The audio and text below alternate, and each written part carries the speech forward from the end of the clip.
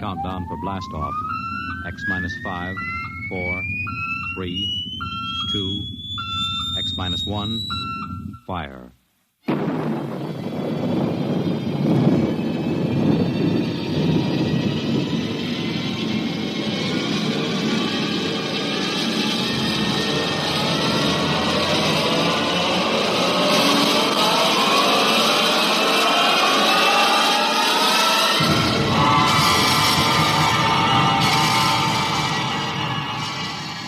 From the far horizons of the unknown come transcribed tales of new dimensions in time and space.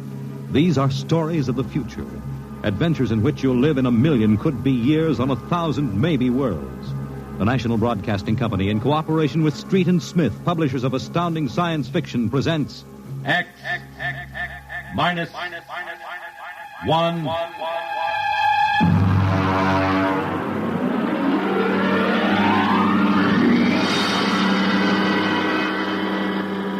Tonight's story, Dr. Grimshaw's Sanitarium.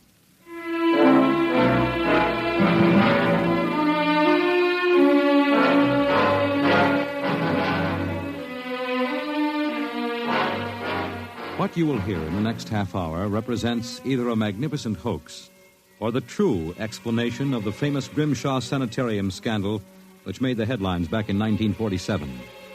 The manuscript upon which this account is based was removed by the New York State Police from a fountain pen cover found in the doorway to Dr. Grimshaw's study. We offer this manuscript as evidence only. Whether it is authentic or not, you must judge for yourselves. My name is John Dougherty. I'm a graduate of Hamilton College, class of 34, a member of Theta Alpha. I'm one of those fools who wanted some excitement in life, so instead of going into my father's shoe business, I became a private detective. These are facts. You can check them if you like. The rest of what I write here is so fantastic that I don't expect it to be believed. If anyone should find this manuscript and read it, all I ask is that you notify Miss Millicent Armbruster of 299 Wallace Avenue, Buffalo, that Johnny Dougherty is dead.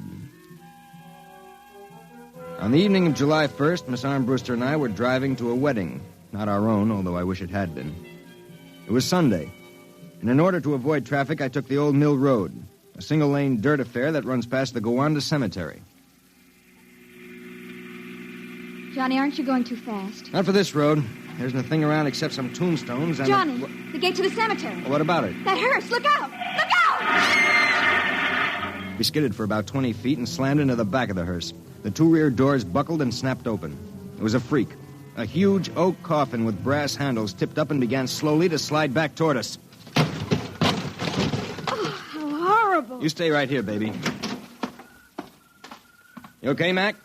You don't pay much attention to speed limits, do you, Jack? Now, look, let's not get hung up on who was right and who was wrong. I was going too fast, and you were traveling without lights after dark. Let's see your driver's license. Right here. Oh. Private eye, eh? Now, if you don't mind, who does this joy wagon belong to? Gowanda Funeral Service. It's being rented to Grimshaw. Who?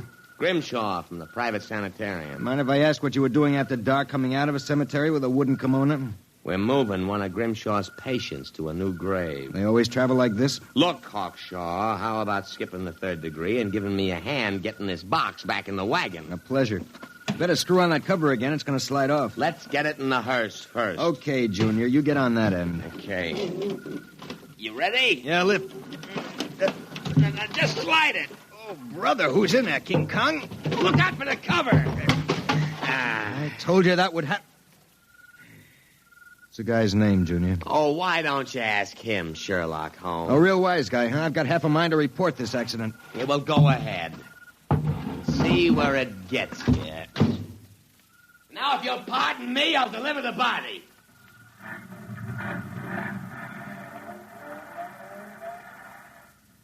Everything all right, Johnny? I thought so until a few seconds ago. Listen, Millie, can you sit here in the car for another 5 minutes? Where are you going? For a stroll through the cemetery. Oh, Johnny, stop making jokes. When we lifted that coffin back on the meat wagon, I got a good look inside it. Ugh. Yeah, exactly how I felt. I figured we'd knock the stuffing out of the corpse, only I didn't expect the stuffing to be sand. What? Yes. That wasn't a body. That was a dummy stuffed with sand. A dummy with a wax face. Johnny! Which brings up an interesting question. Who's supposed to be in that box, and, just where is the dead man spending his time?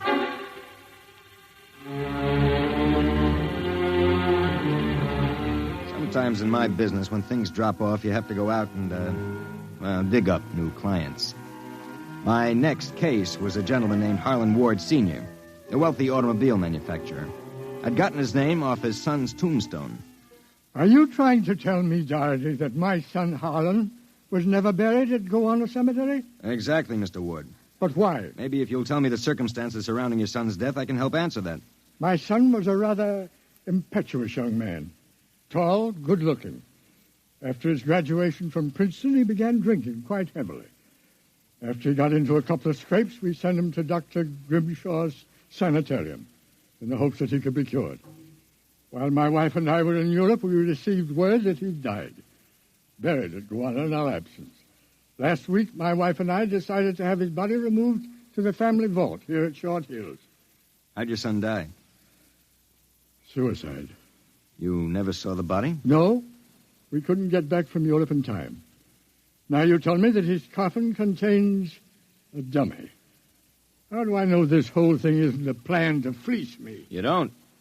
But you're a rich man, Mr. Ward, and you're perfectly willing to take a chance that I'm on the level and that your son may still be alive. You sound very sure of yourself, Mr. Doherty. My fee is a $2,000 retainer plus expenses. What sort of expenses? However much it costs to take the cure at Dr. Grimshaw's Sanitarium.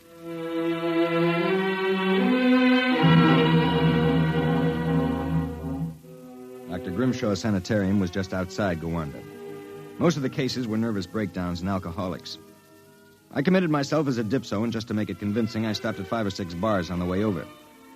I was interviewed by Grimshaw himself, a small man with a fringe of white hair.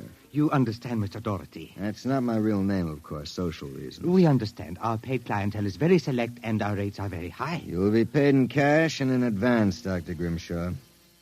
How long does a cure usually take? That, of course, depends on the degree of alcoholism. This is my assistant, Dr. Boyner. How do you do? How do you do? We are accepting Mr. Doherty as a patient. Better place him in the ward with Mr. K and Mr. Craigie. Mr. K is a long-term patient, Mr. Doherty, a highly intelligent man, formerly a professor of plant pathology. Mr. Craigie suffers mild delusions. I think you'll find him rather amusing.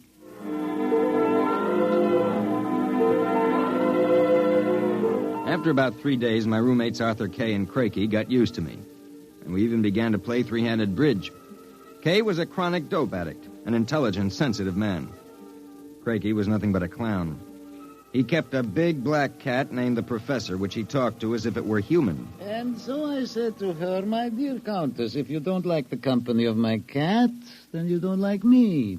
She looked at me as if I were insane. But, of course, the joke was on her because I was. Professor? The professor is very sociable. Excellent company. Except when he kills birds and deposits them in your bed. He's nothing but a feline murderer as far as I'm concerned. Ah, see? You have insulted him, Mr. K. Come here, Professor. Let's make friends. How about giving me your paw? Oh! Scratched me, you black devil. You insulted him. You hurt his feelings. Well, just keep him away from me. It will be a pleasure. I would advise you not to insult him again. Good afternoon and evening. Is he always as nuts as that?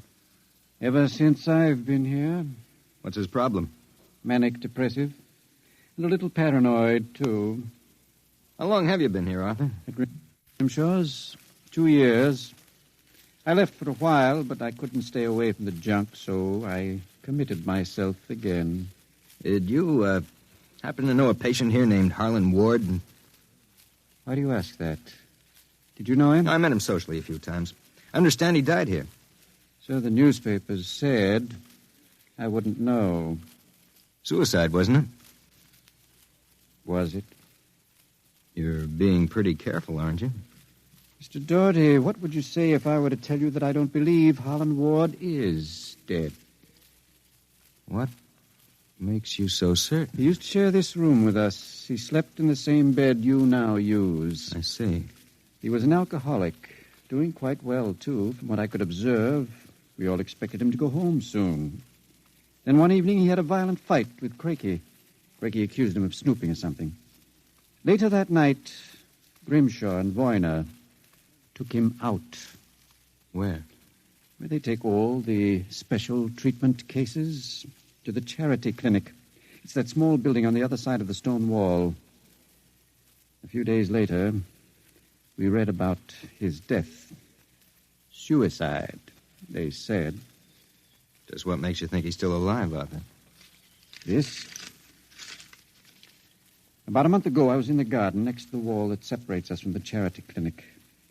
Suddenly, I thought I heard a sound, like a child whimpering. It stopped. And a moment later, this note came over the wall, wrapped around a stone. What's it say?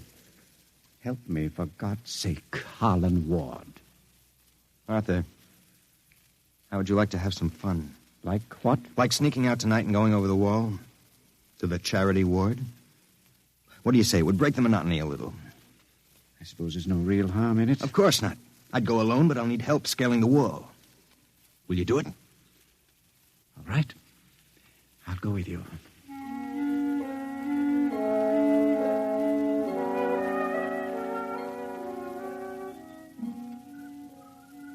Up. All clear.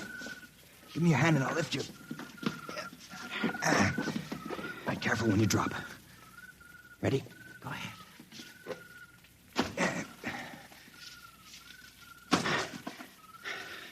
There's a charity building over there, the one with the lights in the basement window. Come on. Let's crawl over. Maybe we can see something. Shh. Listen. Can you make out what he's saying? No, I can barely hear. Good Lord. What was that? Probably some patient having the DT. Let's have a look. Easy, it wouldn't do to get caught now. See anything? Some sort of laboratory. I can see Grimshaw and Voyner and something else. What? There's a child with its back toward me. Now take it quietly. It will be easier. Please, don't. It will all be over soon. You won't remember anything. No, I don't want to go. Voyner, give it to him. No. Shut him up, Voyner. Good Lord. What was it? What did they do to that child? Arthur, that wasn't a child. It was a midget. The smallest midget I've ever seen. What were they doing? Trying to give it some sort of injection. When it resisted, Voyner knocked it out. What do you suppose they were doing to it? I don't know, Arthur. All I know is that when it fell, it had the face of Harlan Ward.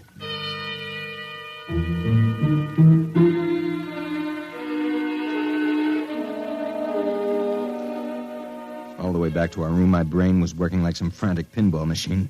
Only the score somehow wouldn't add up. The pieces were there, all right. A crazy old doctor, a brutal assistant, a private sanitarium, and a midget with a dead man's face. I thought that when I got back to our room, I'd have some time to think about it. I'd forgotten about our friend, the happiness boy, Count Crakey. So, I caught you. Fine, you've caught us. Now how about crawling back into the woodwork like a good little count? Where were you? Mink hunting. Arthur and I like to go mink hunting at night. You make fun of Count Crakey? I shall report you to Dr. Voyner. You'd better not if you know what's good for you. So, you threaten me? Me, Count Crakey? I shall scream for help. Help! Help! Did you hurt him? Just knocked him out. What do we do now? Put him to bed. Hope that when he wakes up in the morning, he's forgotten the whole thing. And if he hasn't? He's too crazy for them to take seriously anyway. Come on, let's get him back into bed.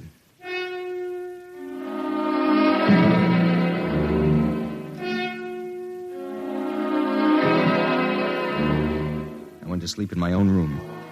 And the next thing I felt was the sharp jab of the hypodermic needle in my left arm. Hold it. It'll be useless to struggle, Mr. Doherty. In a moment, your motor nerves will be completely paralyzed. What's this about, Grimshaw? I might ask the same of you. My good friend Count Crakey informs me you and Mr. Kay decided to do some snooping earlier tonight. He followed you and saw you climb the wall. Crakey's insane. Mr. Doherty, that is a matter of opinion. Crakey, what is this? Perhaps my assistant, Dr. Grimshaw, would be good enough to explain. Assistant? Yes. You see, I am the actual head of the Grimshaw Sanitarium. Count Craigie feigns many delusions, Mr. Doherty. But in this case, he is telling the truth. Count Craigie is actually Professor Ernst Hassler. Professor Hassler and I worked together in the Berlin Neurological Institute before and during the last war. Unfortunately, my political affiliations with the Third Reich were under investigation by the War Crimes Commission. However, Dr. Grimshaw managed to smuggle me into this country, where I masqueraded as a mental patient in order that we might continue certain experiments which were interrupted by the American army. I can imagine the sort of experiments you conducted. You and your friend Mr. Kay will discover their exact nature very shortly, Mr. Doherty. It is a magnificent opportunity to serve science. I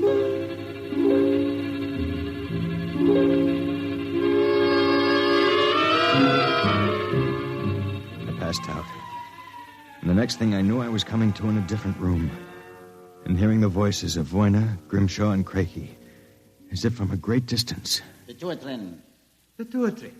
4 cc's. 4 cc's. How are the measurements?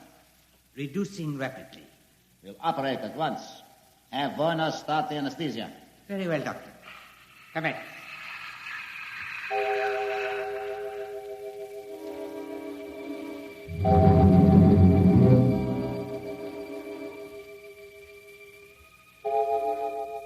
When I came to again, I had a blinding headache. I began to wonder if Craigie and Grimshaw weren't doing something to drive me insane, because I lost all sense of perspective. The room seemed to grow in size. I don't know how much time passed, but one day Craigie came into the room with a bundle in his arms about the size of a newborn baby. The bundle was my friend, Arthur Kay. And worse yet, I was exactly the same size that he was. Let me out of here. Let me out. Allow me to congratulate you, gentlemen. How are you feeling?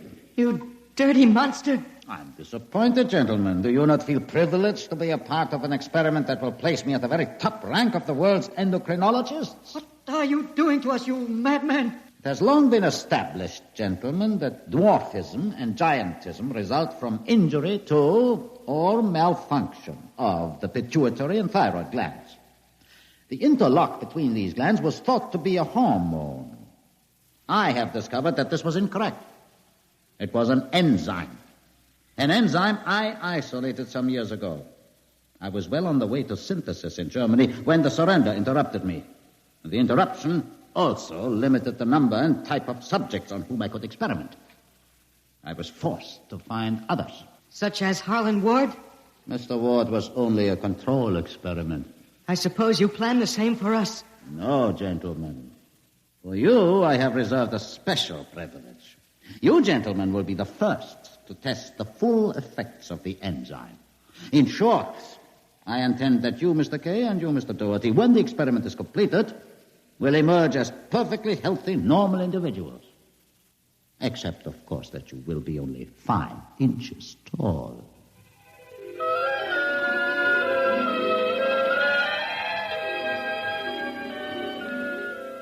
The days and nights that followed were a living nightmare. A nightmare from which Arthur and I awoke for brief periods to find ourselves in a strange new world. A huge, frightening world where everything seemed enlarged 100 times. When we finally emerged, we found ourselves imprisoned in a tiny mouse cage. Judging by the relative size of things, we could not have been more than 5 inches tall. Now we realized the experiment was at an end. That from now on, it was either escape or be destroyed. How's it coming, Arthur? Another moment. I think I'll have this lock worked loose. And if we escape, then what? We'll worry about that after we get out of this mouse cage. Suppose we don't make it. At least you've written the story on that scrap of paper. Someone may find it and read it. Nobody will believe it. Then why did you bother to write it? I don't know. I suppose I want the world to know what happened to me. That does it. Help me push the door open. Now what? The first job is getting down to the floor. I think we can make it by sliding down the telephone cord. Are you game? Go ahead. I'm right behind you. Easy now. Look out! That does it. Now, if we can figure out a way to get out of the room, well, that should be... Uh-oh. Listen. Somebody's coming. It must be Craigie. We've got to hide. Here. The grate in the fireplace. He'll kill us if he finds us. Stay quiet. Well, my friends, time for feeding. I trust that you... So, you have managed to break out. It won't do, you know. There is no way you could have gotten out of the room with the door and window locked. I know you are in here. I would advise you to save yourselves trouble and give up. Very well, my tiny friends. If you prefer to play the game of cat and mouse, then I shall be happy to furnish the cat. There is no way you can get out. What now? He's gone for the cat. If that monster ever gets in here, we're goners. There must be... Wait a minute. What? You see that thin strand of wire running along the molding? What about it? It's the automatic fire alarm. When the alarm is tripped by a fire or short circuit, all the locks are sprung so that the patients can escape from their rooms. If I can short that wire before Cricky lets the cat into the building, let's go. There's a tiny sliver of steel from the cage on the floor. I'll work with that. You keep an ear to the door. Go ahead. This insulation is tough as rawhide. Blast this stuff. Hurry up, Arthur, for God's sake. There it is. Stand away. I'm going to short it. Ready? Okay. We made it. There goes the door. Let's make a run for it down the hall. If we can get to the garden, we've got a chance. I smell smoke. The short may have actually started a fire. Come on. Wait a minute. I have to go back. The manuscript. Don't be a fool. There's no time. Come on. You go ahead. I'll catch up. Hurry up. I'll wait in the hall. Only a second. I've got it. Come on. There's nothing to stop us now. Arthur? Where are you? It's funny. Arthur? Arthur? Arthur, what's happened to you?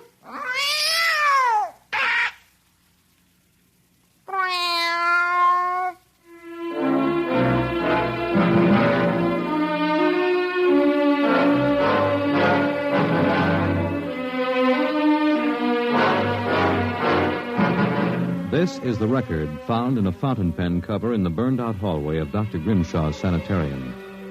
There's nothing to add, except that the fire which destroyed the sanitarium and killed so many of its occupants, including Dr. Grimshaw and Dr. Voyna, was definitely of incendiary nature. It is believed by the fire chief that some small creature, possibly a mouse, chewed the insulation off the wire and short-circuited the system. The two patients, John Doherty and Arthur Kay, vanished completely after the fire, and their remains were never found. Whether the manuscript which you have just heard is authentic, or whether it was the work of one of the more demented inmates of the sanitarium, we leave to your judgment.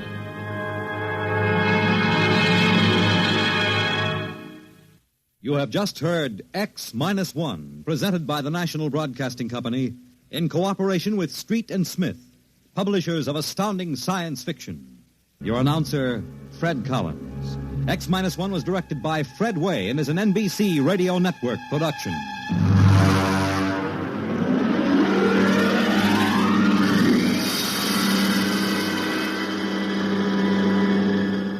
X-1.